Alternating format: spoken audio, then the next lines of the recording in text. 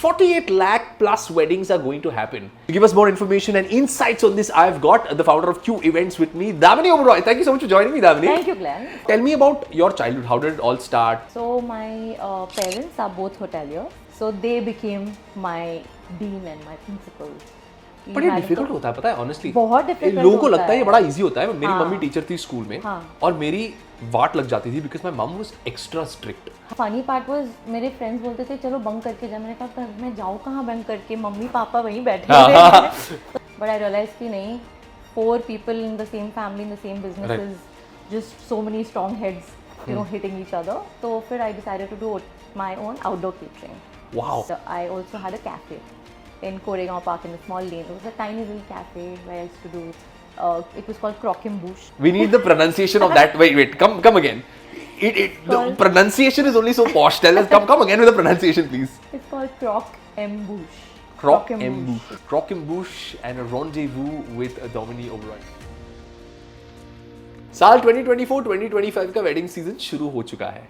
India में 48 लाख शादियां होने वाली हैं, which means 48 lakh plus weddings are going to happen. And the business that it is going to generate is more than 5.9 trillion. अब इसे लिखते कैसे ये भी मुझे समझ में नहीं आता. 5.9 trillion, और इस 5.9 ट्रिलियन में आप कितने मिलियंस कमा सकते हैं और इस बूमिंग वेडिंग इंडस्ट्री का हिस्सा कैसे बन सकते हैं. To give us more information and insights on this, I've got the founder of Q Events with me, Damini Oberoi. Thank you so much for joining me, Damini. Thank you, Glenn. It's a pleasure. It is amazing to have you here on the show. I know you've dealt with people. आपने ना बहुत सारे लोगों के साथ dealing की है. वो ग्रम्पी फूफा, Correct. वो ओवर अचीवर कजन जो यूएस से आता है, जो पहले लिटरली हल्दी दूध लगता था, लेकिन यूएस जाने के बाद become turmeric latte. Oh, absolutely. फिर वो एक ब्राइड्समेड जो हमेशा she forgets the what is the dress code and she starts looking better than the bride and the bride has a problem then. That has happened. ये होता है. Yes, ये सारे absolutely, होता है. हमको ना ये सारे किस्से डिस्कस करने हैं आपके साथ. So welcome to GST, welcome to another exciting episode of GST, जहां पर हम ये सारी चीजों को डिकोड करेंगे and we are going to try and get to understand from you the wedding industry आपके लेंस से. मोस्ट इंपॉर्टेंटली कितना पैसा हम कमा सकते हैं, ये इंपॉर्टेंट है. Alright, Sure. ओके, चलो शुरू से शुरुआत करते हैं. बताइए. Tell me about your childhood. How did it all start? Give us a little bit about your childhood. So my parents are both hoteliers. Father was handling F&B, turned into general manager, and then carried on. And my mother started with housekeeping, and that's how they actually met. And फिर they used to specialize in opening new hotels. तो वो फिर as a team, partners, you know, like a couple, they kept moving from city to city, और हम लोग भी move करते रहे till the age of I would say till when I was in 4th standard. तब they moved to Pune and they decided कि चलो अब यहीं पे settle हो जाते हैं. तो फिर पूना में settle हुए, finished my schooling there. I did my commerce, my junior college in commerce, and then I started my hotel management, following my parents' footsteps. And by then they had started their own college of hotel management. So they became my dean and my principal. And मैं उनके साथ पढ़ती थी और सब कहते थे कि भाई ये तो चीटिंग है, मतलब बट ये डिफिकल्ट होता है, पता है ऑनेस्टली बहुत डिफिकल्ट. लोगों को लगता है ये बड़ा इजी होता है. मेरी हाँ. मम्मी टीचर थी स्कूल में हाँ. और मेरी वाट लग जाती थी बिकॉज माई मम वाज एक्स्ट्रा स्ट्रिक्ट. हाँ. क्योंकि उन्हें लगता था कि बाकी बच्चों को डिसिप्लिन करने से पहले बहुत जरूरी है कि आप अपने खुद के बच्चे को डिसिप्लिन करें. Exactly. And were you that ranker, you had to score marks and all that because you have to live up to a certain image. वो आपके साथ होता था कभी? स्कूल में नहीं, बिकॉज स्कूल में बहुत ही एवरेज थी, but of course hotel management में करना पड़ा था. एंड फनी पार्ट वाज मेरे फ्रेंड्स बोलते थे चलो बंक करके जा. मैंने कहा मैं जाऊँ कहाँ बंक करके, मम्मी पापा वहीं बैठे हुए हैं, तो मैं जाऊँ कहाँ. बट एनीवे, तो फिर होटल मैनेजमेंट वहाँ से किया मैंने. और फिर उसके बाद मॉम डैड चाहते थे कि I have an elder brother, mom dad चाहते थे कि हम दोनों उनको ज्वाइन करें. तो I did my training in Singapore and then फिर मैं वापस आई और उनको ज्वाइन किया.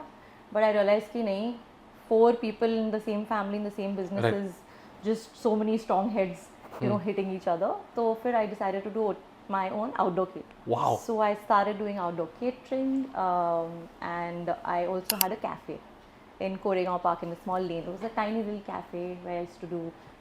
It was called Croquembouche. We need the pronunciation of that. Wait, come again. The pronunciation is only so posh. Tell us, come again with the pronunciation, please. It's called Croquembouche. Croquembouche. It's a French word. Huh.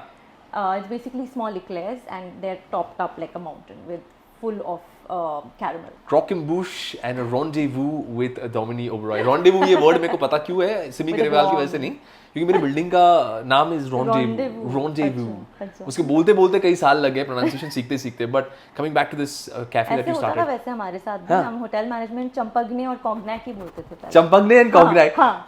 Okay. This is we need to dive a little bit deep into this. Okay, Yes. the pronunciation of certain champagnes and certain मैं Correct. कुछ ऐसा होता है ना कि आप बाहर जाते हैं, आप खाने हाँ, वगैरह के लिए जाते हैं, तब कुछ ऐसे अल्कोहल बेवरेजेस होते हैं या कुछ ऐसा डिश होता है जिसका प्रोनाउंसिएशन नहीं होता है, समझ में नहीं आता है बहुत बार. What is the craziest pronunciation आपने सुना है? मुझे आज Champagne तक is champagne. YSL को मैं YSL ही बोलती हूँ, मुझे आज तक नहीं समझ आया उसको क्या बोले वो ब्रांड को. अच्छा. Yves Saint Laurent. Y-E-S is Eve. Eve. हाँ. ऐसे कुछ है. Y-V-E-S is Eve. Correct. हाँ. Yves Saint Laurent. I Eves, guess. Eves. Okay, guys, if you know what this pronunciation is, do let us know. Do let us know. Y-V-E-S. हाँ. Correct. Yves Saint Laurent. Laurent. हाँ ठीक चलिए है. चलिए I think जो भी pronunciation it's a proper now तो you can pronounce it the way you want it. It's ठीक है. हाँ, इतना हम तो अपने आप को दिलासा दे सकते दिलासा दे सकते हैं. चलिए तो आपने कहा कि you started a cafe. Cafe से शुरुआत हुई थी and what was the cafe all about? So it was a patisserie and just light snacks, so Okay. like little pasta here and there, just a white sauce and your general sauces, because it was back in 2006, so people were starting to get out. हाँ, फिर I ran that both the things together simultaneously for about a year and a half. तो मुझे लगा कि नहीं, I don't think food is my thing, क्योंकि I felt like catering is a thankless job in my opinion, because कोई ना कोई तो है उन 100 लोगों में से जिसको आपका खाना नहीं पसंद है, और अगर वो निकले जो सबको बताते हैं तो फिर भाई खत्म. आपकी तो बैंड बज गई. But I also feel as a person you like living on the edge. Ask me why? Why? मैं शादियों का बिजनेस स्टार्ट किया यार because it is such a risky it is. job. आप एक इवेंट प्लानर है, वेडिंग प्लानर है, you do like specialized events, you do larger than life events, और ये एक बहुत ही रिस्की फैक्टर है the space where you are in. Correct. but high rewards भी हैं. It's like any job, high risk high Absolutely, reward. बिल्कुल. वो है इसमें Immediate rewards. immediate reward होता है, immediate gratification होता है इसका. Absolutely. but लेकिन जब कुछ गड़बड़ होता है then it is crazier. It is. So I'm going to ask you a very important मुद्दा. ये बताइए मुझे कि जैसे मैंने कहा कि 48 लाख शादियां होने वाली हैं, 5.9 ट्रिलियन की इकोनॉमी बिजनेस जो है वो जनरेट होने वाला है. आप मुझे बताइए आप कितने मिलियंस कमा रही हैं इस साल? अब वो तो हम बता नहीं सकते. You can say it with GST. Glenn Saldanha talks पे आप बता सकते हैं कितना.